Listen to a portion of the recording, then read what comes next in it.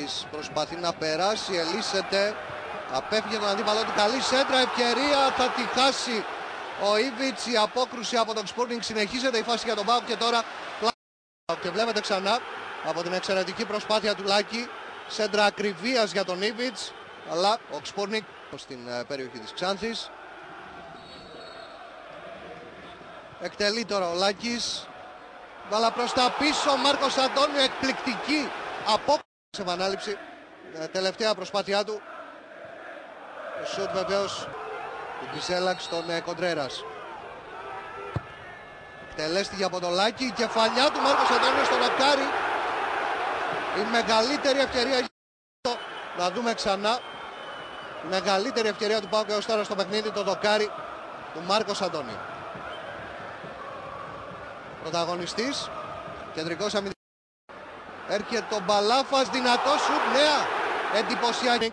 Να πέφτει στη γωνία και να σώζει για τρίτη φορά Σκόντα Ξάνθη, που μία φορά ακόμη σώθηκε από το δοκάρι στην κεφαλιά του Μάρκος Αντώνιο.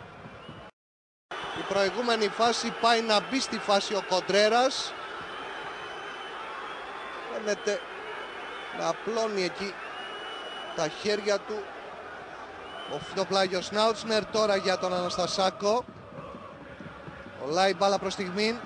Έρχεται να κάνει το σούτ, αμέσως ο Μπαλάφας μπλοκάρει ο Sporting. Ξανά το φάουλ του Ντοριβάλ στο Τάρλα.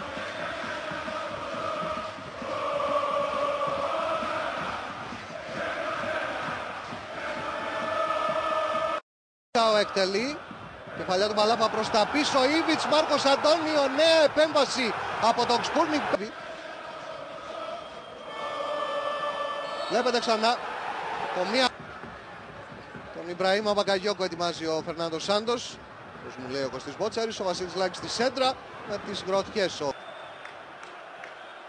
Λάκης, αναβαίνει και ο Σνάουτσνερ, η σέντρα του Λάκη από τη λάθος απόκριση του Φλίσκα, γκολ του Μπακαγιόκο. Δέχτηκε στις κερκίδες ξανά η σέντρα, λάθος απόκριση του Φλίσκα. Ο Μπακαγιόκο είναι εκεί για να στείλει την μπάλα στα δίχτυα. Και ο Κιντάνα, ο Βερόν κερδίζει και βγάζει σε καλή θέση τον Μπακαγιόκο. Η κίνηση του Βερόν, νέα εντυπωσιακή επέμβαση από τον Sporting. Η επιθετική προσπάθεια ξεκίνησε από την Ήβιτς. Άνοιξε την μπάλα παρόλα αυτά, έβγαλε τέτα τέτ με τον Sporting, τον Κωνσταντινίδη, ευκαιρία για το 2-0. Δεν το πετυχαίνει ο Κωνσταντινίδης, διώχνει